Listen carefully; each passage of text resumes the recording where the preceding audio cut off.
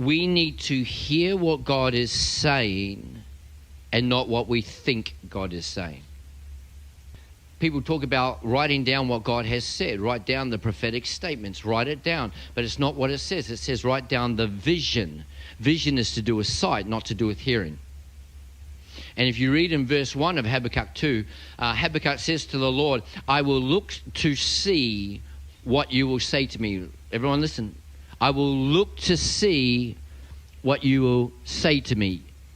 That's not right, is it? You mean I will listen to hear what you will say. You don't see what someone says, you hear. Are you with me?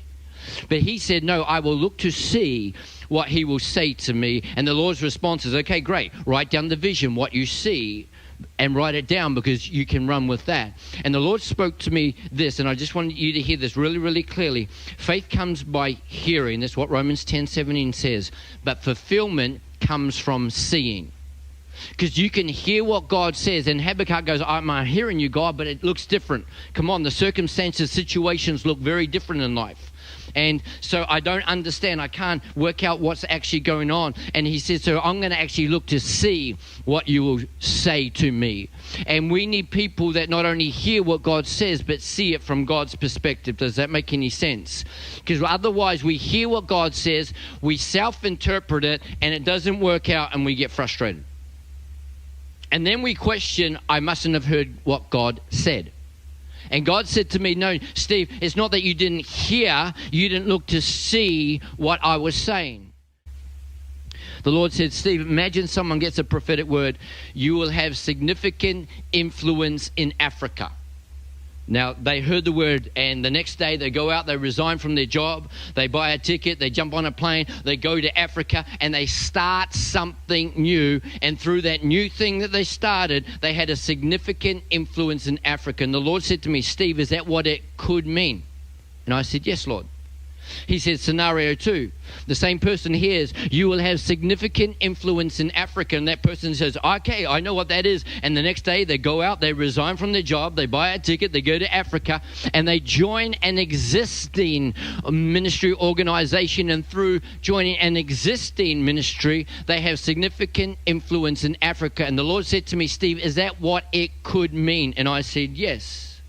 And the Lord said, scenario number 3.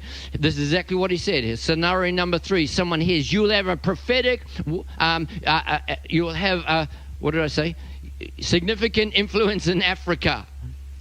And someone that is so graced by God in business, they go, I know what that is. And they grow a kingdom business that through the giving that they give into Africa, they have a significant influence in Africa through their giving. And the Lord said, Steve, is that what it could mean? And I said, yes.